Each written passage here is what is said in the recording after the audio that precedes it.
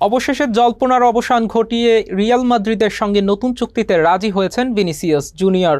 নতুন চুক্তি অনুসারে 2032 সাল জুন পর্যন্ত স্প্যানিশ ক্লাবটিতেই থাকবেন ভিনি। এক বিবৃতিতে বিষয়টি নিশ্চিত করেছে রিয়াল মাদ্রিদ।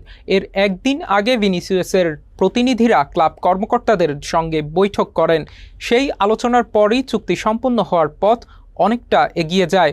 ক্রীড়া বিষয়ক সংবাদ মাধ্যম ESPN জানিয়েছে, রিয়াল মাদ্রিদ আগের চেয়ে ভালো প্রস্তাব দিয়েছিল বলেই রাজি হয়েছেন ভিনিসিয়াস। এক বিবৃতিতে রিয়াল মাদ্রিদ জানিয়েছে, রিয়াল মাদ্রিদ ও ভিনিসিয়াস জুনিয়র চুক্তি বাড়ানোর বিষয়ে একমত হয়েছে।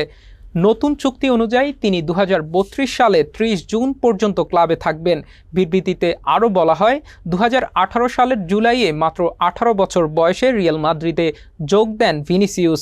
ক্লাবের হয়ে 8 মৌসুমে 375 ম্যাচে 128 গোল করেছেন এবং 14টি শিরোপা জিতেছেন।